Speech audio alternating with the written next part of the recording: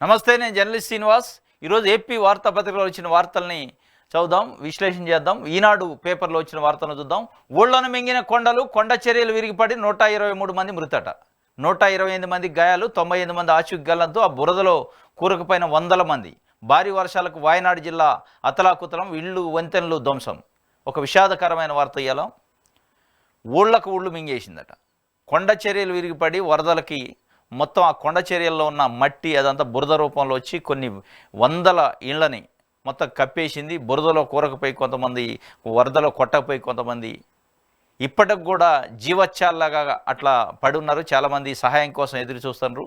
123 మంది చనిపోయారు. ఇక అసలు ఎంతమంది చనిపోయారో లెక్క లేదు. ఇప్పుడు లెక్కకు వచ్చిందైతే 123 మంది. 1000 మంది దాకా మిస్ అయ్యారట. అస్సాము, పశ్చిమ బెంగాల్ నుంచి వచ్చిన టీ తోటలలో కార్మికులుగా పనిచేసే వాళ్ళు 1000 మంది మిస్ అయ్యారట. కొంతమంది గాయాల పాలయ్యారు. కొంతమంది బురదలో కూరపోయి తల ఒకటే బయటికి కనపడుతుంది. ఆర్తనాదాలు అనమాట. హెల్ప్ చేయండి, సాయం చేయండి, మమ్మల్ని రక్షించండి అని రక్షించే పరిస్థితి కూడా లేదు. ఎన్డీఆర్ఎఫ్, ఎస్డీఆర్ఎఫ్ బృందాలు, మిలిటరీ సైనికులు అందరూ వచ్చారు. కానీ కొన్ని వందల ఎకరాల ప్లేస్లో బురద కూరుకుపోయింది. అక్కడికి మనుషులు పోయే పరిస్థితి లేదు, వెహికల్స్ పోయే పరిస్థితి లేదు. ఇది నిన్న ఒక హృదయ విదారకం వాయనాడు జిల్లా, కేరళలో వాయనాడు జిల్లాలో జరిగింది. మొత్తం మీద అసలు ఎన్ని వందల మంది చనిపోయారు, ఎన్ని వందల మంది గాయపడ్డారు, ఎన్ని వందల మంది మిస్ అయ్యారు అనేది ఇంకా లెక్కగా తెలిసే అవకాశం కూడా ఇప్పుడు లేదు. నిన్న నైట్ అర్ధరాత్రి అందరు గాఢ నిద్రలో ఉన్నారు. పాపం ఆ గాఢ నిద్రలో ఉన్న టైంలో ఈ వరదకి మొత్తం నాని అంతా కొండ చర్యలు మొత్తం మట్టి బురద రూపంలో ఇళ్లపైన వచ్చి పడ్డది. వాళ్ళు అసలు ఏం జరుగుతుందో తేరుకునే లోపే ప్రాణాలు వదిలిన చాలామంది ఉన్నారు. ఏం జరుగుతుందో తెలియని పరిస్థితి. ఈ ఒక హృదయ విదారకమైన పరిస్థితి. ఊళ్ళకు ఊళ్ళు మింగేసిన కొండలు అయితే ఇది జరిగింది. ప్రకృతి ప్రకోపిస్తే, వాన చినుకు విలయం సృష్టిస్తే, కొండలు అమాంతం కదిలొస్తే, కట్టుకున్న ఇళ్లను ఉన్నపళంగా కంబళిస్తే, ఇలాంటి ఊహ మదిలో మెదిలితేనే గుండె జల్లుమంటుంది. అక్కడ మాత్రం రాత్రికి రాత్రి ఇవన్నీ జరిగాయి. అప్పటి వరకు నిశ్చింతగా ఉన్న పశ్చిమ కనుమలు ప్రళయ నాదం చేశాయి. చుట్టూ చీకటి కమ్మిన వేళ కొండలు విరిగి పల్లెలపై పడ్డాయి. ఇల్లు, వాకిలి, చెట్టు, పుట్ట అన్న తేడా లేకుండా అన్నింటినీ ఊడ్చుకుంటూ వెళ్ళాయి. వందల ప్రాణాలు మట్టిలో కలిసేశాయి. నిమిషాల వ్యవధిలో ఊళ్లను మరుభూములు మార్చాయి. కేరళ రాష్ట్రం వాయనాడులో సోమవారం అర్ధరాత్రి తర్వాత జరిగిన విధ్వంసం ఇది అని చెప్పి బురదలో కూరుకుపోయిన వందల మంది. భారీ వర్షాలకు వాయనాడు జిల్లా అతలాకుతలమైంది అని చెప్పి పాపం ఇది పరిస్థితి. వాళ్ళని వాయనాడు జిల్లాలో చురాల్మాల్లో మృతదేహాన్ని తాడు సహాయంతో తరలిస్తున్న సహాయక బృందాలు, తాడు సహాయంతో. ఎందుకంటే అక్కడ పోయే పరిస్థితే లేదు అసలు. బురదలోకి పోతే ఈ బురదలో వాళ్ళు ఆ బురదలో పోయినోళ్ళు కూడా కూరుకుపోయి చనిపోయే పరిస్థితి. చాలా హృదయ విదారకం. కుటుంబాలు పోయినాయి. తల్లికి బిడ్డ లేదు, బిడ్డకి తల్లి లేదు. ఇట్లా ఉన్న పరిస్థితి. ఎక్కడికక్కడికే ఆగమాగం అడివడి అయింది మొత్తానికి. దీనిపైన కేంద్ర ప్రభుత్వాన్ని కేరళ ప్రభుత్వం కోరుతుంది. ఇది జాతీయ విపత్తుగా ప్రకటించాలని చెప్పి వాస్తవంగా ప్రకటించాలి కూడా. ఇది అనూహ్యంగా వచ్చింది. కొన్ని వేల మంది మిస్ అయ్యారు, వందల మంది చనిపోయారు. ఇది మొత్తానికైతే కేరళకు సంబంధించి ఒక విషాదకరమైన వార్త. దానికి సంబంధించి అందరూ నిన్న కేరళలో ఉన్న చాలామంది పబ్లిక్ ముందుకు వచ్చి బ్లడ్ డొనేషన్కి, ఆర్థిక సాయానికి, రకరకాల సాయం చేయడానికి కూడా ఒక మానవతా దృక్పథంతో వాళ్ళ కోసం రోడ్లపైకి వచ్చారు. పాపం రోడ్లపైకి వచ్చి సాయం చేయడానికి ముందుకు వస్తారు. కాబట్టి కేంద్ర ప్రభుత్వం అట్ ద సేమ్ టైం రాష్ట్ర ప్రభుత్వం కూడా స్పందించి చనిపోయిన కుటుంబాలకి, గాయపడ్డ కుటుంబాలకి, మిస్ అయిన కుటుంబాలని గుర్తించి వాళ్ళకి న్యాయం చేసే ప్రక్రియ చేయాలి. దీంతోపాటు కేంద్ర ప్రభుత్వం డిజాస్టర్ మేనేజ్మెంట్ కూడా కొండ చర్యలు విరిగిపడేదానికి ఏమన్నా సంకేతాలు ముందు పంపించే అవకాశం ఉందా అనే ఒక సైంటిఫిక్ మెథడ్ కూడా కనిపెట్టాలి. ఇట్లాంటి వర్షాకాలం వచ్చినప్పుడు స్పెసిఫిక్గా కేరళలో జూలై, ఆగస్టు సంక్షోభం ఎప్పుడు వస్తుంది? 2018, 19, 20, 21 ప్రతి సంవత్సరం జూలైలోనా లేదా ఆగస్టులోనా ఏదో ఒక వరద రావటం, కొన్ని వందల మంది చనిపోవడం జరుగుతుంది స్పెసిఫిక్గా ఆ ఏరియాలోనే. కాబట్టి ఈ సైంటిఫిక్ మెథడ్ ఏదైనా కనిపెట్టాలి. ముందుగానే సూచనలు ఇచ్చేటట్టు, ముందుగానే ఇండికేషన్స్ వచ్చేటట్టు. కొండ చర్యలు విరిగిపడే అవకాశం కానీ, కొండ చర్యలు నాని మొత్తం తూలిపోయే అవకాశం ఉన్నట్టు ఏమన్నా సైంటిఫిక్ మెథడ్ను కనిపెడితే కొన్ని వేల మంది ప్రాణాలు కాపాడే అవకాశం ఉంటుంది. ప్రభుత్వం పైన కూడా ఈ స్థాయిలో బడిన పడే అవకాశం ఉంటుంది. దాన్ని కూడా సైంటిఫిక్గా రీసెర్చ్ చేయాలి. రీసెర్చ్ చేసి ఎట్లయితే మనకి ఈ భూకంపాలు ఎర్త్కేక్స్ వచ్చే ముందు ఇండికేషన్స్ వస్తున్నాయి. అట్లే దీనికి కూడా కొండ చర్యలు లూజ్ అయ్యి కొండ చర్యలు విరిగిపడే ప్రమాదం ఉందనే సంకేతాలను ఇచ్చేటట్టు సైంటిఫిక్ ఒక మెథడ్ కనిపెడితే బాగుంటుంది అనేది ఎక్కువ మంది ఆశిస్తున్నారు. ఇది ఒక వార్త. గిరిబిడ్డలకు ఆరోగ్యశ్రీ ఆశ్రమ పాఠశాలలో హాస్టల్లో ఏఎన్ఎంల సేవలో ఆదివాసీ గర్భిణులకు వసతి గృహాల పునరుద్ధరణ, అరకు కాఫీని ప్రజల్లోకి తీసుకెళ్లేందుకు చర్యలు, గిరిజన సంక్షేమంపై సీఎం చంద్రబాబు కీలక నిర్ణయాలు తీసుకున్నాడట. గిరిబిడ్డలకు ఆరోగ్యశ్రీ. మొన్న ఒక గిరిజనరాలు పాపం పెద్ద వరద వస్తుంది, అర్ధరాత్రి అయింది, నొప్పులు వస్తున్నాయి, అక్కడ స్థానిక ఆసుపత్రిలో డెలివరీ చేసే పరిస్థితి లేదు, తీవ్రమైన రక్తస్రావం అవుతుంది. అప్పటికప్పుడు 12 గంటల 50 నిమిషాల ప్రాంతంలో ఆ స్థానిక తహసీల్దార్కి అక్కడ ఉన్న కొంతమంది ఫోన్ చేస్తే ఆయన స్పందించి ఒక మానవతా దృక్పథంతో మధ్యరాత్రి అయినా కానీ పోలీసులను కూడా ఎంటబెట్టుకొని అక్కడ నుంచి ఈ మరబోట్లు నడిపే నిపుణులను పట్టుకొచ్చి ఆమెను ఎట్లాగో ఒడ్డుకు చేర్చారు. మొత్తానికైతే ఆమె ప్రాణాలు కాపాడారు, బిడ్డ ప్రాణాలు కాపాడారు. ఇది చూసిన తర్వాత నిన్న చంద్రబాబు నాయుడు గారు ముఖ్యమంత్రి దానిపైన సమీక్ష చేశారు. ఇట్లాంటివి జరగవద్దు, అసలు డోలీలు అనేది కనపడవద్దు, తప్పనిసరిగా గిరిజన గుడాల్లో గిరిజన తండాల్లో అక్కడనే హెల్త్ సెంటర్స్ పెట్టాలి, వాళ్ళకి అంబులెన్స్ వ్యవస్థను పెట్టాలి, తప్పనిసరిగా వాళ్ళ ప్రాణాలను కాపాడే పరిస్థితి ఉండాలని చెప్పి ఆయన చాలా కఠినంగా గిరిబిడ్డలకు ఆరోగ్యశ్రీ ఇవ్వాలి మనం అని చెప్పి ఒక వార్తనిచ్చారు. ఇంకోటి, త్వరలో కానిస్టేబుల్ నియామకాలట. వైకాపా హయాంలో అర్ధాంతరంగా ఆగిపోయినవైనా నియామక ప్రక్రియ పునరుద్ధరణకు న్యాయ నిపుణుల అభిప్రాయం తీసుకున్న ఎన్డీఏ ప్రభుత్వం ఆగస్టు నెలాఖరులోగా షెడ్యూల్ ఖరారుకు అవకాశం. త్వరలో కానిస్టేబుల్ నియామకం అట. చంద్రబాబు నాయుడు గారు ప్రభుత్వంలోకి వచ్చాక భర్తీ చేస్తాం ఉద్యోగాలు దాదాపు లక్షల సంఖ్యలో అని చెప్పారు. ఒక సంవత్సరానికి 4 లక్షల చొప్పున 5 సంవత్సరాల్లో 20 లక్షల ఉద్యోగాలు భర్తీ చేస్తా అనేది ఒక హామీ ఇచ్చారు. ఇంకొక హామీ, ఎంతమంది నిరుద్యోగులు ఉంటే అంతమందికి ఉద్యోగం వచ్చే వరకు నిరుద్యోగ భృతి ఇస్తాం. ఈ 2 ప్రధానమైన నిరుద్యోగులకు సంబంధించి హామీలు ఇచ్చారు. నిరుద్యోగ భృతికి సంబంధించి ఉద్యోగం వచ్చే వరకు అనే దానిపైన కదలిక లేదు, అసలు ఉద్యోగాలకు సంబంధించి కదలిక లేదు. కానీ కానిస్టేబుల్ నియామకాలకు కదలిక వచ్చింది. అంటే రాజకీయ నాయకులు కాపలా కాయడానికి ప్రజలకు సంబంధించి కొంత రక్షణ వ్యవస్థ కోసం అయితే పాటుపడదు. ప్రధానంగా ఏ గవర్నమెంట్ ఉన్నా పోలీస్ వ్యవస్థను రిక్రూట్ చేయడానికి, పోలీస్ కానిస్టేబుల్ పోలీస్ స్టాఫ్ని రిక్రూట్ చేయడానికి ప్రధానంగా ప్రాధాన్యత ఇస్తుంది. కానీ మిగతా రంగాలు రెవెన్యూ కావచ్చు, పంచాయతీరాజ్ కావచ్చు, మున్సిపాలిటీలు కావచ్చు, ఇరిగేషన్ కావచ్చు, మిగతా అనేక శాఖలు ఉన్నాయి. Tribal welfare, social welfare, BC welfare, అనేక శాఖల్లో కొన్ని వేల మంది అవుట్సోర్సింగ్ ఎంప్లాయీస్తో నడుతున్నాయి. వాటిని పట్టించుకున్న నాదులు లేదు. మళ్ళా పోలీసు నియామకం మొదలుపెట్టారు. ఇప్పటికి జరిగింది కూడా పోలీసులలో ఎక్కువ నియామకాలు ఉన్నాయి. ఎస్, నియామకం చేసుకోవాలి. వీటితో పాటు మిగతా డిపార్ట్మెంట్ కూడా ప్రజా సేవకు పనికి వచ్చి ప్రజలకు సంబంధించి నిత్యం సంక్షేమానికి ఉపయోగపడే డిపార్ట్మెంట్ కూడా భర్తీ చేయాలి. కానీ ఆ భర్తీ చేసే ప్రక్రియ మరి ఆ దిశగా ఆలోచన లేనట్టు ఓన్లీ కానిస్టేబుల్కి అయితే ఒక అడుగు వేశారు ముందుకి. ఇది ఒక వార్త. ఇంకోటి, 2 అమ్మలు ఉన్న అనాథ అయ్యావామ్మ విధి రాత తండ్రులను దూరం చేసింది, పేదరికం కన్న తల్లి పేగుబంధాన్ని తెంచింది, పెంచిన తల్లి ప్రేమను మసకబార్చింది, చిన్నారిని శిశు గృహాకు చేర్చింది. అది మహబూబ్నగర్లోని శిశు గృహం. మంగళవారం మధ్యాహ్నం స్థానిక అధికారి చంకలో ఉన్న ఓ 11 నెలల చిన్నారి గుక్కపట్టి ఏడుస్తుంది. ఆమెకి 2 తల్లులు, పైగా వారిద్దరూ అక్కడే ఉన్నారు. ఒకరు 9 మాసాలు మోసి జన్మనిచ్చారు, మరొకరు అల్లారు ముద్దుగా పెంచుకున్నారు. అయినా ఆ బిడ్డ అనాథగా మారింది, శిశు గృహాకు చేరింది. ఇది ఓ శిశు హృదయ విదారక కథ. 2 తల్లులు ఉన్నారు, కానీ అనాథ అయిందట పాపం. 11 నెలల పాప గుక్కబట్టి ఏడుస్తుందట. దాన్ని చూసిన వాళ్ళు కంటనీరు పెట్టాను నేను. మహబూబ్నగర్ జిల్లా జడ్చెర్ల దగ్గర. కన్న తల్లి అప్పటికే 2 ఆడపిల్లలు ఉన్నారు. 3వ బిడ్డకి గర్భం దాల్చింది. గర్భం దాల్చిన 4 నెలలకే భర్త చనిపోయిందట పాపం. భర్త చనిపోయిన తర్వాత ఏం చేయాలో అయోమయమైన పరిస్థితి, అడవికి వెన్నెల కాసినట్టు అయింది. ఆ పరిస్థితిలో ఆమె ఏం చేసిందంటే, అసలు ఎట్లా చదవాలి, ఇప్పటికున్న 2 పిల్లలని చదివే పరిస్థితి లేదు, 3వ బిడ్డ కడుపులో ఉందని చెప్పి ఒక రకంగా మదన పడుతుంది. తర్వాత డెలివరీ అయిన తర్వాత ఆడపిల్ల తర్వాత ఇంకొక వేరే ఒక తల్లి వచ్చి మేము చదువుకుంటాం అని చెప్పి తీసుకుని ఆమె దగ్గర పెంచుతుంది. కన్న తల్లి ఇచ్చింది, పెంచుకునే పరిస్థితిలో పెంచుకునే తల్లి తండ్రి ఇద్దరు చాలా అల్లారు ముద్దుగా పెంచుకుంటున్నారు. అనుకోకుండా విధిరాత గుండెపోటు వచ్చి చనిపోయిందట. ఆ పెంచే తండ్రి కూడా చనిపోయిన తర్వాత ఆమెకు కూడా విధి లేని పరిస్థితి, మళ్ళీ కన్నతల్లి దగ్గర తీసుకొచ్చింది. మీ బిడ్డను మీకు ఇస్తాను, నేను చాదే పరిస్థితి లేదు, నా భర్త కూడా చనిపోయిండు, నేను రోడ్డును పడ్డా అని చెప్పి. ఆ పరిస్థితుల్లో కన్నతల్లి కూడా, నేను కూడా నా విధిరాత కూడా బాధలేదు, నేను ఇప్పటికే 2 పిల్లలను చదవలేకపోతున్నాను, ఇద్దరం కలిసి ఆ శిశు గృహాకు పోతాం, ప్రభుత్వానికి సంబంధించి అక్కడ ఇద్దామని తీసుకుపోతే అక్కడ ఉన్న ప్రజలు చూసి కళ్ళు చెమ్మగిలినాయి పాపం. 2 తల్లులు, పెంచిన తల్లి, కన్న తల్లి, 2 తల్లులు ఉన్నారు, కానీ తండ్రులు కోల్పోయారు. దురదృష్టం 2 తండ్రులు కోల్పోయింది. ఆమె నిన్న శిశు గృహాలు వేశారు, అక్కడ ఉన్న అధికారులు కూడా కంటతడి పెట్టారట. మొత్తానికి ఇది ఈనాడుకు సంబంధించి సాక్షి పేపర్.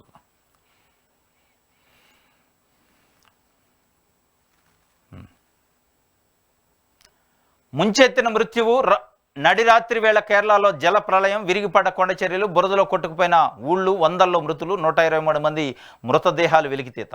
నిద్రలోనే బురద మట్టి దెబ్బల కింద పలువురు కన్నుమూత, జాడ తెలియని 600 మంది వలస కూలీలు, శవాల దెబ్బగా మారిన మొప్పడి ప్రాంతం, ఊడ్చకపోయిన ముండెక్కై, చుర్మలల, అత్తమల, నుల్పూజ గ్రామాలు, హుటాహుటిన సహాయక చర్యలు ప్రధాని దిగ్భ్రాంతి చెందారట. ఇది మొత్తానికి ప్రకృతి ప్రకోపించి ముంచెత్తిన మృత్యు అని. ఆరోగ్యశ్రీ ఆపేస్తాం, 15లోగా పెండింగ్ బిల్లులు చెల్లించకుంటే సేవలు నిలిపేస్తాం, ప్రభుత్వానికి ఏపీ స్పెషాలిటీ హాస్పిటల్స్ అసోసియేషన్ లేఖ రాసిందట. ఆరోగ్యశ్రీ ఆపేస్తామని నిన్నటి పత్రికలో ఆరోగ్యశ్రీకి సంబంధించి జగన్మోహన్ రెడ్డి ఇచ్చిన 25 లక్షల పరిమితిని 5 లక్షలకు తగ్గిస్తామని ఒక ఇండికేషన్ ఇచ్చారు. అది అట్లా ఉండి ఇప్పటికే మూలిగే నక్కపైన తాటికాయ పడ్డట్టు వాళ్లే 25 లక్షల నుంచి ప్రభుత్వం 5 లక్షలకు తగ్గిస్తుందంటే ఆందోళన చెందుతున్న ప్రజలు.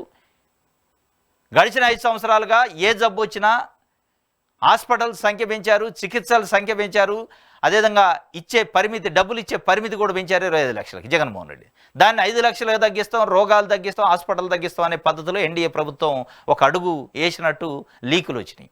దాని మీదనే ప్రజలు ఆందోళన చెందుతుంటే ఇంకొక ఆందోళనకరమైన వార్త, ఆరోగ్యశ్రీ నిలిపేస్తాం సేవల్ని అని చెప్పి హాస్పిటల్స్ అసోసియేషను ప్రభుత్వానికి లేఖ రాసింది. 1600 కోట్ల రూపాయలు బకాయిందట.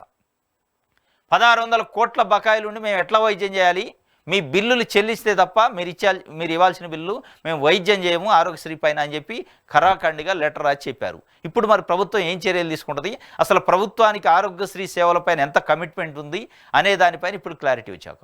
ఎందుకంటే ప్రభుత్వానికి ఆరోగ్యశ్రీ పైన క్లారిటీ ఉంటే 25 లక్షలు ఉన్నదానికి కావాలంటే 30 లక్షలు చేయాలి. నిజంగా చేయాల్సి వస్తే ప్రజలకు మెయిల్ చేయాలనే ఆలోచన ఉంటే 25 లక్షలు ఉన్నదాన్ని 30 లక్షలు చేయాలి. లేదు ఒక 1000-2000 జబ్బులు ఉంటే దాన్ని ఒక 4000కి చేసే కార్యక్రమం చేయాలి. హాస్పిటల్స్ ఒక 1300-1400 ఉంటే దాన్ని ఒక 3000 చేసే కార్యక్రమం చేయాలి. కానీ మొత్తం కోతల కార్యక్రమం చేసిండు. 25 లక్షల నుంచి 5 లక్షలట, హాస్పిటల్ సంఖ్య తగ్గటం, రోగాల సంఖ్య తగ్గటం. అంటే ఆరోగ్యశ్రీ అనే పథకం పైన, పేద ప్రజల ఆరోగ్యం పైన ఈ ప్రభుత్వానికి ఎంత కన్సర్న్ ఉంది, ఎంత దానిపైన విలువ ఉందనేది దీన్ని బట్టి అర్థమవుతుంది. ఇప్పుడు చాలా ఇబ్బందికరమైన పరిస్థితి. 1600 కోట్లు చెల్లించకపోతే వాళ్ళు వైద్యం ఆపే పరిస్థితి. ఇది మొత్తానికైతే ఆరోగ్యశ్రీ సేవలు ఆపేస్తామని డైరెక్ట్గా అల్టిమేటం అయితే ఇచ్చారు. బకాయిలు గతంలో ఎప్పటికప్పుడు క్లియర్ చేసేది వైఎస్ జగన్మోహన్ రెడ్డి అని కూడా ఒక వార్తని ఇచ్చారు. ఇది దీనికి సంబంధించి 3వ పేజీలో ఉంది, వార్త చూద్దాం.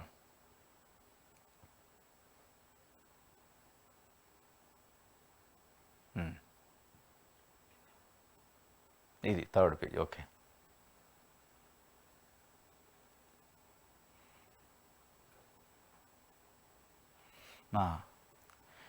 ఇది 3వ పేజీ. 2014 నుంచి 19 మధ్య ప్రొసీజర్ల పెంచకుండా అరకొర సేవలతో పేదల ఆరోగ్యాన్ని గాలికి వదిలేశారు.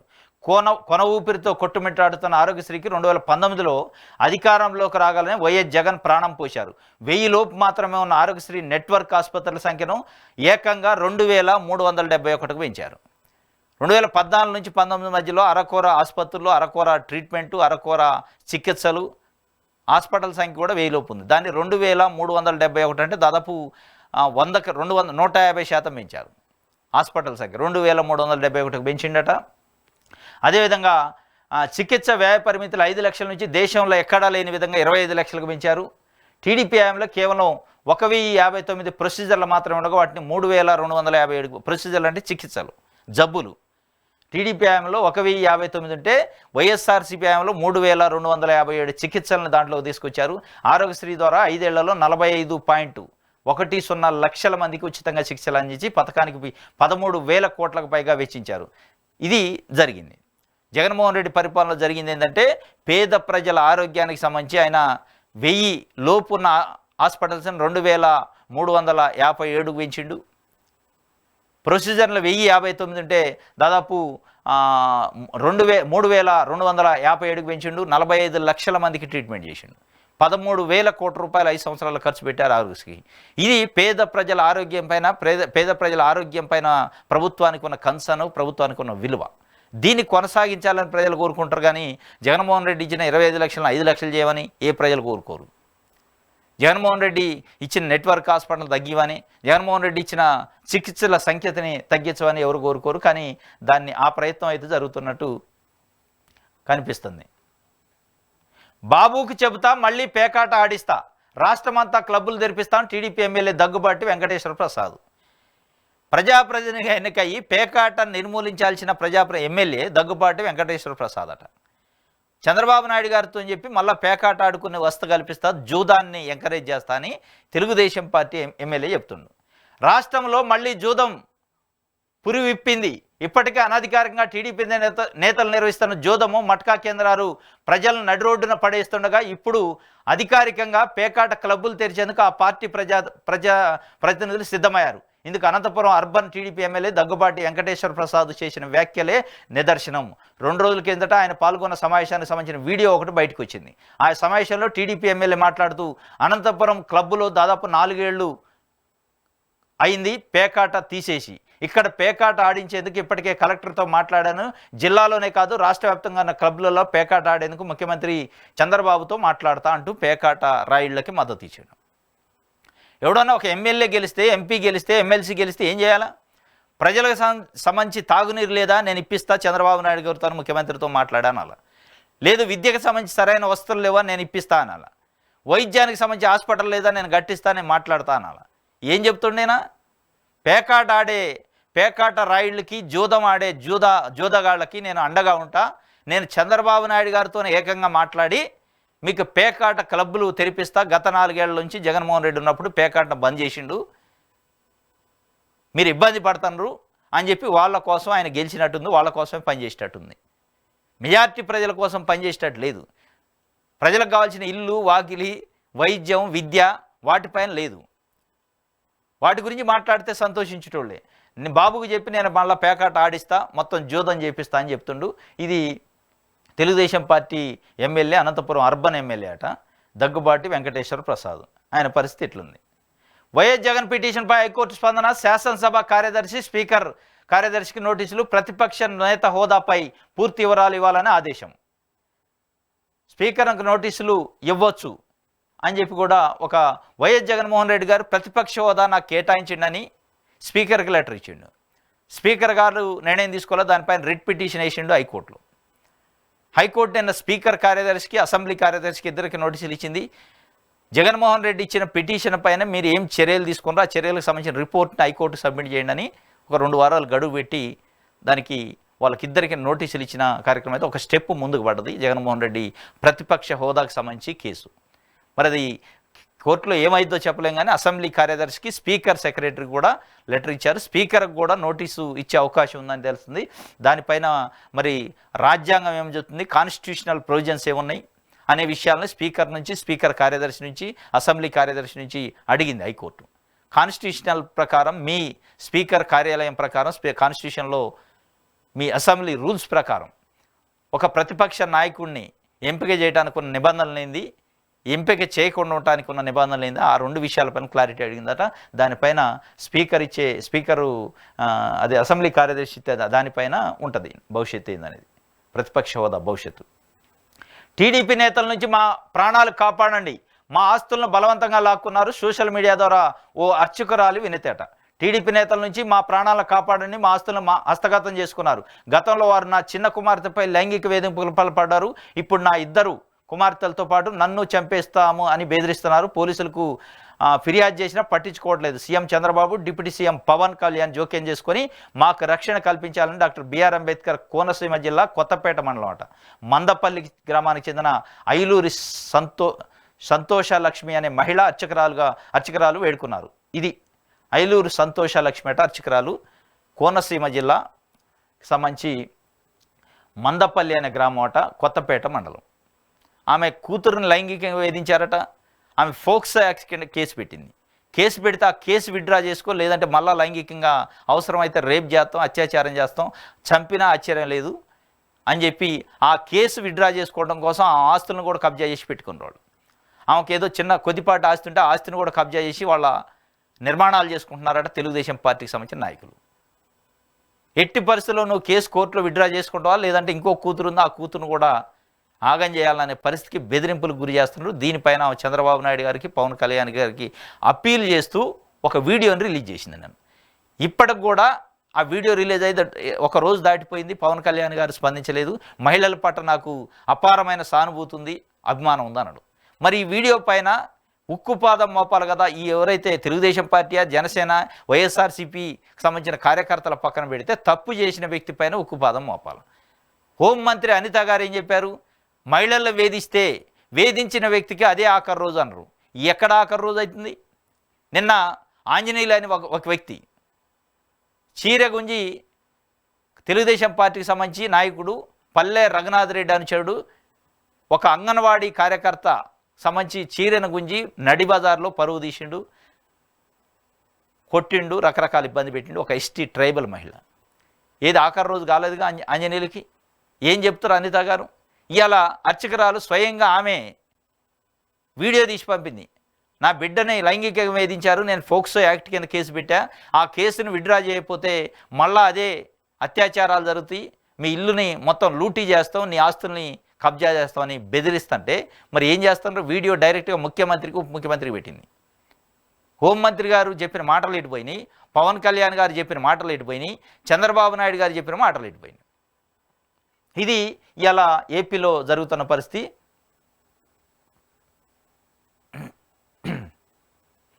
అప్పుల ద్వారా సంపద సృష్టి అట. చంద్రబాబు నాయుడు గారు ఒక కొత్త సూత్రం కనిపెట్టిండు.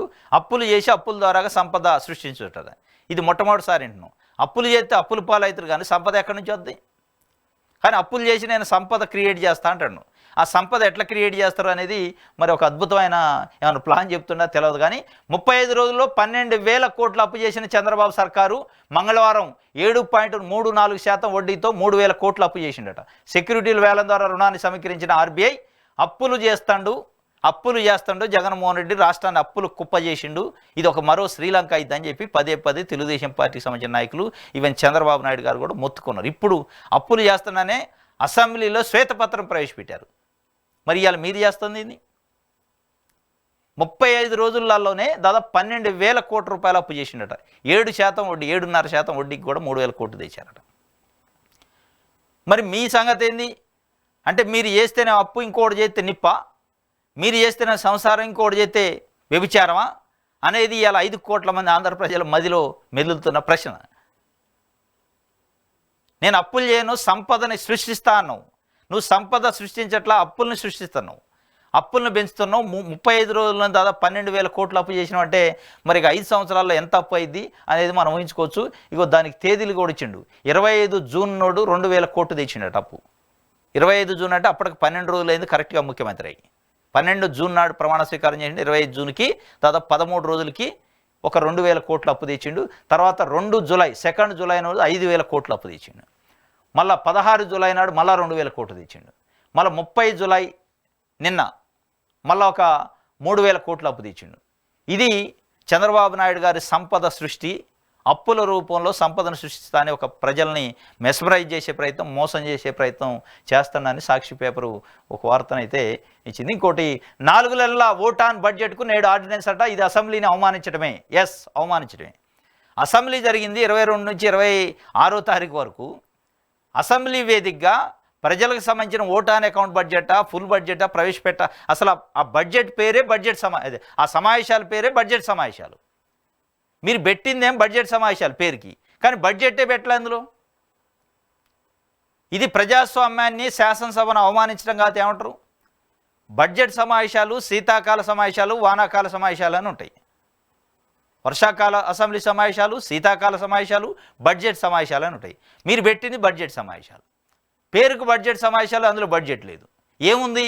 ఒకరినొకరు పొగుడుకోవటం, గడిచిన 5 సంవత్సరాల్లో చేసిన ప్రభుత్వంపై నిందలేయటం, శ్వేతపత్రాలు, సాకు పత్రాలు విడుదల చేయటం, దీనికే టైంపాస్ అంతా చేశారు తప్ప బడ్జెట్ని ప్రవేశపెట్టలే. మళ్ళీ vote on account budget, full budget కూడా కాదు, ఓటాన్ అకౌంట్ బడ్జెట్ కూడా ప్రవేశపెట్టి అసెంబ్లీ ముందే పెట్టి అసెంబ్లీలోనే ఆమోదించుకుంటే 1,30,000 కోట్లతోనే ఓటాన్ అకౌంట్ బడ్జెట్ ప్రవేశపెడుతున్నారు. ఆ బడ్జెట్ను కూడా అసెంబ్లీని ప్రోరోగ్ చేసిన తర్వాత ఆర్డినెన్స్ రూపంలో క్యాబినెట్ ఆమోదం కూడా ఎట్లా తీసుకున్నారు, జూమ్ మీటింగ్లో తీసుకున్నారు. ఒక జిల్లాలో ఒక మంత్రి, ఇంకో జిల్లాలో ఇంకో మంత్రి ఉంటే జూమ్ మీటింగ్లో నేను 1,30,000 కోట్ల రూపాయలకు బడ్జెట్ ప్రవేశపెడతాను ఆ ఓటాన్ అకౌంటు, మీరందరూ తలలో పడినట్టు వాళ్ళు తలలు ఊపారు, ఈయన ఓకే చెప్పి గవర్నర్కి పంపారు. ఇది ఇలా నిజం నిలబడింది, ప్రజాస్వామ్యం గెలిచింది అని పదే పదే అసెంబ్లీ ప్లకార్డులు పట్టుకొని వచ్చారు. మొట్టమొదటిసారి కూటమి ప్రభుత్వం ఏర్పడిన తర్వాత ప్రమాణ స్వీకారానికి నిజం గెలిచింది, ప్రజాస్వామ్యం నిలిచిందట. ఎక్కడ నిలిచింది ప్రజాస్వామ్యం? ప్రజాస్వామ్యం నిలిస్తే ప్రజాస్వామ్యానికి ప్రతీక అయిన అసెంబ్లీ జరుగుతుంది. ఆర్డినెన్స్ ఎప్పుడు చేస్తారు? అసెంబ్లీ రన్నింగ్లో లేనప్పుడు ఆర్డినెన్స్ చేస్తారు. అసెంబ్లీ పెట్టిందే బడ్జెట్ కోసం, దాంట్లో బడ్జెట్ పెట్టుకుని టైం పాస్ చేసి శ్వేతపత్రాలతోని అసెంబ్లీ ప్రోరోగ్ అయిన తర్వాత మీరు ఓటాన్ అకౌంట్కి ఇది ఆర్డినెన్స్ తెచ్చారంటే దీని వెనకున్న మతలబ్ ఏంది? మీరు చేస్తున్న ఆరోపణలు, మీరు చేస్తున్న జగన్మోహన్ రెడ్డి ప్రభుత్వం పైన చేస్తున్న అప్పుల పైన ఆరోపణలు, ఆర్థిక వ్యవస్థ పైన ఆరోపణలు, ఆర్థిక దుర్వినియోగం పైన ఆరోపణలు నిజం లేదా? దాన్ని నిరూపించలేకనే ఈ ఓటాన్ అకౌంట్ బడ్జెట్ దొంగచాటుగా దొడ్డిదారిలో ఆర్డినెన్స్ రూపంలో తెచ్చారా? సభ ముందు పెడితే ప్రజలు ఎదురుస్తుందని పెట్టలేకపోతున్నారా? ఈ శ్వేతపత్రాలన్నీ సాకుపత్రాలేనా? ఈ శ్వేతపత్రాల్లో నిజం లేదా? అబద్ధాలు ఉన్నాయా? ఆ అబద్ధాలు బయటపడతాయనే ఉద్దేశంతోనూ ఓటాన్ అకౌంట్ బడ్జెట్ను కూడా దొడ్డిదారిలో పెట్టాల్సిన, ఆర్డినెన్స్ రూపంలో పెట్టాల్సిన పరిస్థితి ఏర్పడదా అనేది అలా పెద్ద అనుమానాలు ఉన్నాయి. ఇది అసెంబ్లీని అవమానించడమే అని చెప్పి కూడా ఇది ఎవరైతే ప్రజాస్వామ్యవాదులు మాట్లాడుకుంటున్న పరిస్థితి. ఇది సాక్షికి సంబంధించి. ఆంధ్రప్రభ చూద్దాం. ప్రకృతి ప్రకోపం, వయనాడులో 123 మంది జల సమాధి విలయం, శిథిలాల కింద మరో 1000 మంది, 600 మంది వలస కార్మికుల ఆచూకీ గల్లంతు. 4 గంటల వ్యవధిలో 3 సార్లు విరిగిపడ్డ కొండ చర్యలు, కొట్టకపోయిన రోడ్లు, బ్రిడ్జీలు, రంగంలోకి వైమానిక నౌకాదళాలు, ఎన్డీఆర్ఎఫ్, ఎస్డీఆర్ఎఫ్. వర్షం కారణంగా సహాయక చర్యలకు విఘాతం, రాష్ట్రపతి ముర్ము, ప్రధాని మోదీ, రాహుల్ గాంధీ దిగ్భ్రాంతి. మృతుల కుటుంబాలకు 2 లక్షల పిఎంఓ పరిహారం, గాయపడ్డ వారికి 50 ఏళ్ళు. కేరళలో 2 రోజుల సంతాప దినాలు కూడాట. కేరళ ప్రభుత్వానికి 5 కోట్లు సహాయం చేసిన తమిళనాడు అని చెప్పి ఒక వార్తని ఇచ్చింది. ఇది ఒక విధంగా విలయ ప్రళయం వచ్చింది, దానికి సంబంధించి వార్తనిచ్చింది ఆంధ్రప్రభ.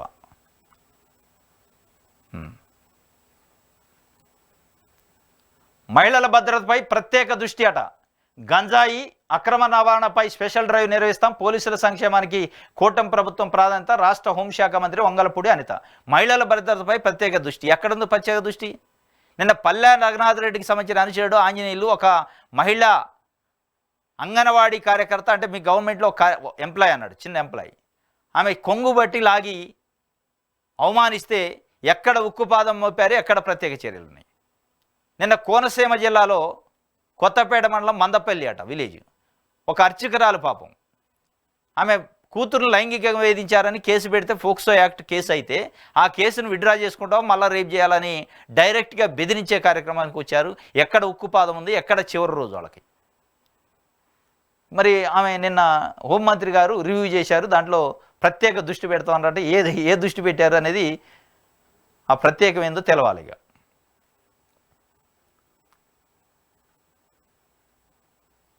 ఇది ఆంధ్రప్రభకు సంబంధించి.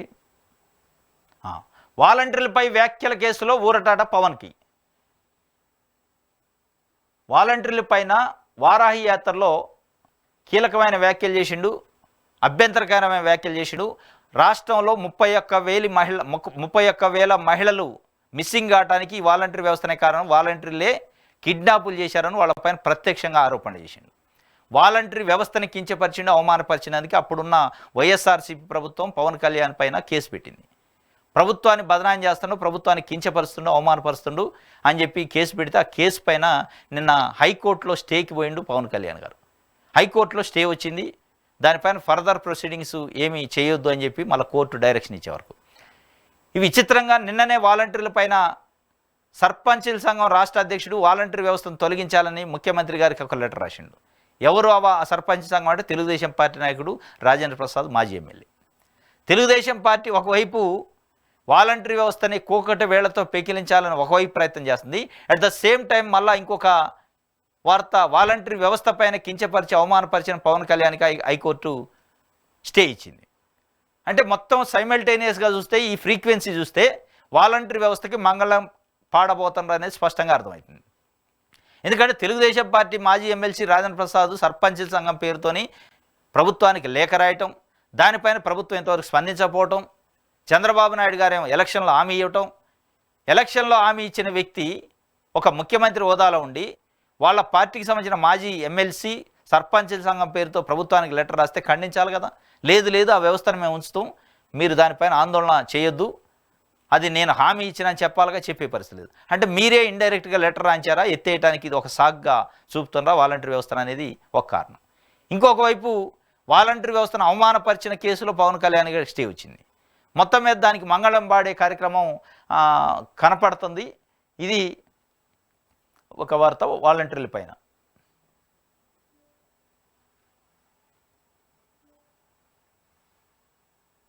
ఆంధ్రజ్యోతి చూద్దాం. అద్వితీయం మను యువ షూటర్ మను భాకర్ ఖాతాలో రెండో పథకం 10 మీటర్ల ఎయిర్ పిస్టల్ మిక్స్డ్ డబుల్స్లో సరబ్జోత్తో కలిసి కాంస్యం. ఒకే ఒలింపిక్స్లో 2 పథకాలు గెలిచిన భారత తొలి అథ్లెటిక్గా ఘనత. మను భాకరు ఆల్రెడీ షూటింగ్లో ఆమె ఇండివిజువల్కి కూడా ఒక పథకం కాంస్య పథకం గెలిచింది. నిన్న మిక్స్డ్ దాంట్లో కూడా సరబ్జోత్తో కలిసి కాంస్యం 10 మీటర్ల ఎయిర్ పిస్టల్ రైఫిల్లో సాధించింది. మొత్తానికి ఒలింపిక్స్లో భారతదేశానికి బోని కొట్టింది పథకాలకి ఆమె మను భాకరు. ఆమెకు సంబంధించి అద్వితీయం మను అనే ఒక వార్తని ఆంధ్రజ్యోతి ఇచ్చింది. ఇది మృత్యు విలయం, విరిగిపడ్డ కొండ చర్యలు, వరద బీభత్సం, వాయనాడులో 133 మంది దుర్మరణం అని చెప్పి ఒక వార్తనిచ్చింది. టీ ఎస్టేట్లో 600 మంది అసోం పశ్చిమ బెంగాల్ కార్మికులు గల్లంతు, ఓ రిసార్ట్లో చిక్కున్న 100 మంది, మదర్సా మసీదులలో వైద్య శిబిరాలు. ఇది ఒక వార్త. ఎనీవేర్ భూముల చోరు, అటు చుక్కల భూములు ఇటు జనం ఆస్తులు వారికి తెలియకుండానే అడ్డగోలుగా కొట్టేసిన వైసీపీ. ఎనీవేర్ రిజిస్ట్రేషన్ ముసుగులో భారీ భూదందాట. ఎనీవేర్ రిజిస్ట్రేషన్ ఒక ప్రాంతంలో ఉన్న ఆస్తిని మరో ప్రాంతంలో సబ్ రిజిస్ట్రార్ కార్యాలయం పరిధిలో రిజిస్ట్రేషన్ చేసుకునే వెసులుబాటు కల్పించిన విధానం. కానీ ప్రజల చేతిలోని భూములను వైసీపీ పెద్దలు ఆ పార్టీ స్థానిక నాయకులు తమ పేర్ల మీదకు బదలాయించుకునేందుకే ఈ విధానాన్ని యథేచ్ఛగా వాడేశారు. నిషేధిత జాబితాలోని ప్రభుత్వ భూములను, అసైన్డ్ భూములను, దేవాదాయ భూములనే కాక గత ప్రభుత్వ పెద్దలు లాగేసుకున్నారని అనుకున్నారు. కానీ జనం భూములు ఆస్తులు సైతం ఎనీవేర్ ముసుగులో కొల్లగొట్టారని ఇప్పుడిప్పుడే బయటకు వస్తుంది. దీంతో జనం ఎక్కడికక్కడ రిజిస్ట్రేషన్ కార్యాలయాలపై దండెత్తున్నారట. నాడు 8 నెలల్లో 2 లక్షల డాక్యుమెంట్ రిజిస్ట్రేషన్, ఇవన్నీ జనం భూములే. చంద్రబాబు ఆమెలో ఎనీవేర్ ఏర్పాటు, ఒక్కో చోట భూమికి మరో చోట రిజిస్ట్రేషన్లకు వీలు, అభ్యంతరాల వెల్లడికి నాడు 45 గంటల సమయం, ఆ టైం గంటకు తగ్గించి ఎనీవేర్కు జగన్ తూట్లు పొడిచిండట. మొత్తానికి ప్రజల భూములను కూడా కబ్జా చేశారట, రిజిస్ట్రేషన్ చేయించుకున్నారు. వైఎస్ఆర్సీపీకి సంబంధించిన నాయకులు, కార్యకర్తలు అధికారంలో ఉన్నప్పుడు ఎనీవేర్ అనే ఒక ప్రోగ్రాంతో, అంటే ఎక్కడ ఆస్తి ఉన్నా ఎక్కడ రిజిస్ట్రేషన్ ఆఫీసులైనా చేసుకోవచ్చు అనే ఒక ప్రోగ్రాం పెట్టారు. ఆస్తి ఎక్కడుందనే జ్యూరిడిక్షన్తో సంబంధం లేకుండా వాళ్ళు కావాలనుకున్న సబ్ రిజిస్ట్రార్ ఆఫీసులో పోయి చేయొచ్చు అనేది, దాన్ని అడ్డం పెట్టుకొని కబ్జా చేశారనేది ఆంధ్రజ్యోతి రాసింది ఒక పేపర్లో వార్త. కానీ అందులో ఎంతవరకు నిజం ఉంది అనేది నిజాల్లోకి పోతే వెళ్తుంది. ఇది ఆంధ్రజ్యోతికి సంబంధించి. దిశ పేపర్లో డోలీలు కనిపించవద్దు, వస్తుల కల్పన, ఫీడర్ అంబులెన్సుల ద్వారా డోలీ మోతలు నివారించాలి, ట్రైకారు, జీసీసీ, ఐటీడీఎల్ను యాక్టివేట్ చేయండి. గిరిజన సంక్షేమ శాఖ సమీక్షలో సీఎం చంద్రబాబు నాయుడు డోలీలు కనిపించొద్దట. అంటే ఈ కొండ చర్యలు, ఈ గిరిజన తాండాలలో డోలీలతోనే వస్తారు. అక్కడ అంబులెన్స్ పోయే రోడ్లు ఉండవు, వస్తుండదు, డోలీలతోనే హాస్పిటల్కి పోవాలన్నా ఇటు పోవాలన్నా పోయే పరిస్థితి. ఆ డోలీలు అనేది కనిపించొద్దు, వస్తువులు కల్పన చేయండి, ఫీడర్ అంబులెన్స్లు కూడా ఏర్పాటు చేయండి అని చెప్పిండు. ఇది ఒక వార్త. ఇంకోటి, ఆగస్టు నెల 64,82,000 పెన్షన్లకు 2,737 కోట్లు విడుదల చేశారట. రేపు 1 తారీఖు కాబట్టి ఆగస్టు 1 ఉదయం 6 గంటలకు పెన్షన్ల పంపిణీ కార్యక్రమం, గ్రామ సచివాలయ ఉద్యోగుల చేత పంపిణీ చేసే కార్యక్రమానికి ప్రభుత్వం 64,82,000 మందికి దాదాపు 2,737 కోట్ల రూపాయలు విడుదల చేసింది. పెన్షన్ పంపిణీని 1వ తేదీన ఉదయం 6కే ప్రారంభించాలి. అదే రోజు 96% పంపిణీ చేయాలి. 2వ తేదీతో 100% పంపిణీ పూర్తి చేయాలి. పంపిణీ ప్రక్రియలో జిల్లా కలెక్టర్లు పాల్గొనాలి. పంపిణీలో అక్రమాలకు పాల్పడే వారిపై కఠినంగా వ్యవహరించండి. గత నెలలో జరిగిన సంఘటనలు పునరావృతం కాకుండా చర్యలు తీసుకోండి. ప్రభుత్వ ప్రధాన కార్యదర్శి నీరబ్ కుమార్ ప్రసాద్ కలెక్టర్లకు ఆదేశించాడు. గడిచిన జూలై 1 నాడు పెన్షన్ల పంపిణీ 4,000 పెన్షన్ పంపిణీ చేసిన దాంట్లో అనేక రకాల గందరగోళాలు అయమయము, చాలామందికి పెన్షన్లు రాలే, చాలామందికి వైఎస్ఆర్సీపీ అనే పేరుతోని పెన్షన్లు ఎగ్గొట్టాలని అక్కడ తెలుగుదేశం పార్టీ నాయకులు ప్రయత్నం చేసినట్టు కంప్లైంట్లు వచ్చినాయి. అట్లాంటి ఇప్పుడు ఈ నెలలో ఎరైజ్ కావద్దు అని చెప్పి నీరబ్ కుమార్ ప్రసాద్ చీఫ్ సెక్రటరీ కలెక్టర్కి చెప్పిండు. మరి ఎంత మేరకు సక్సెస్ఫుల్గా చేస్తారు? ఎందుకంటే పోయిన నెలలో జరిగిన పొరపాట్లు, పోయిన నెలలో జరిగిన లోటుపాట్లు జరగకుండా ఏం చర్యలు తీసుకుంటారో కానీ మొత్తానికైతే రేపు 6 గంటలకే పంపిణీ, రేపు 96% కంప్లీట్ కావాలంటే ఎల్లుండి కల్లా 100% కంప్లీట్ చేయాలని చెప్పి వాళ్ళు ఒక టార్గెట్గా పెట్టుకున్నారు. ఇది ఒక వార్త. పోలీసులకి వీక్లీ ఆఫ్ పరిశీలిస్తారట, సరెండర్ లీవ్ ఫండ్స్ ఇస్తాం, ఎస్పీలతో సమీక్షలో హోంమంత్రి అనిత చెప్పారు. పోలీసులకి వీక్లీ ఆఫ్ పరిశీలిస్తారట, ఆమె సమీక్ష చేసింది అది. రాష్ట్రంలో మహిళలపై దాడులు జరుగుతున్నాయి, రాష్ట్రంలో మహిళలను అవమానిస్తున్నారు, రేప్ కేసులు జరుగుతున్నాయి, నడి రోడ్డు పైన హత్యలు జరుగుతున్నాయి, ప్రజాప్రతినిధులు రోడ్ల పైన తిరగనియట్లేదు, వాటిపైన చేయాలి సమీక్ష. మీరు వీక్లీ ఆఫ్లు వీటి గురించి చేశారు కానీ వాటిపైన ప్రధానంగా దృష్టి పెట్టాలి. ప్రజల రక్షణ కోసం, ప్రజల భద్రత కోసం, ప్రజల ఆస్తుల భద్రత కోసం హోంశాఖ మంత్రిత్వం ఉంటుంది. కానీ మీరు ఏది మాటలు ఒకటి చెబుతున్నారు, చేతలు ఒకటి ఉన్నాయి. ఎవరైనా మహిళలను వేధిస్తే, విద్యార్థులను వేధిస్తే ఆ వేధించిన వ్యక్తికి అదే చివరి రోజు అనరు. అదే చివరి రోజు కాదు, చివరి రోజు ఎవరికి అవుతుంది అంటే బాధితులకు అవుతుంది, నిందితుడికి ఘాట్లే. కాకపోతే బాధితులకి చివరి రోజు కాకూడదు, నిందితులకే చివరి రోజు కావాలని ప్రజలు కోరుకుంటున్నారు. దానిపైన మీరు సమీక్ష చేయాలి. కన్నీళ్లు తుడుస్తూ నేనున్నట్టు భరోసా, మంత్రి లోకేష్. ప్రజా దర్బారుకు తరలి వస్తున్న ప్రజలు వారి నుంచి నేరుగా వినతులు తీసుకుంటున్నామనైతే సమస్యల సత్వర పరిష్కారానికి ఆదేశాలట. మొత్తానికి మంత్రి నారా లోకేష్ గారు ప్రమాణ స్వీకారం చేసిన రోజు నుంచి కంటిన్యూగా ప్రతిరోజు ప్రజా దర్బారు పెడుతుండే ఆయన క్యాంపు కార్యాలయంలో. ఆయన కాన్స్టిట్యున్సీ సంబంధించిన ప్రజలు, మిగతా కాన్స్టిట్యున్సీ ప్రజలు కూడా వస్తున్నారు అక్కడికి. అనేక రకాల సమస్యలతో, రకరకాల సమస్యలతో వచ్చి వాళ్ళు వినతి పత్రాలు ఇస్తే వినతి పత్రాలని వాళ్ళు దగ్గర పెట్టుకొని ఏ రోజుకి ఆ రోజు పర్స్యూ చేసి కొంతమంది అధికారులను కూడా దానికి నియమించి దానికి కన్సర్న్ డిపార్ట్మెంట్తో మాట్లాడి ఇమీడియట్గా పరిష్కారం చేసే కార్యక్రమం చేస్తారట. కన్నీళ్లు తుడుస్తూ నేనున్నట్టు ప్రతి బాధితుడికి భరోసా ఇస్తాడు నారా లోకేష్ అని ఒక వార్తని ఇచ్చింది. ఇది దిశ పేపర్కి సంబంధించి. ఇది ఈరోజు ఏపీ వార్తాపత్రికకు సంబంధించిన విశ్లేషణ. రేపు తాజా వార్తలతో తిరిగి కలుసుకుందాం. Thank you.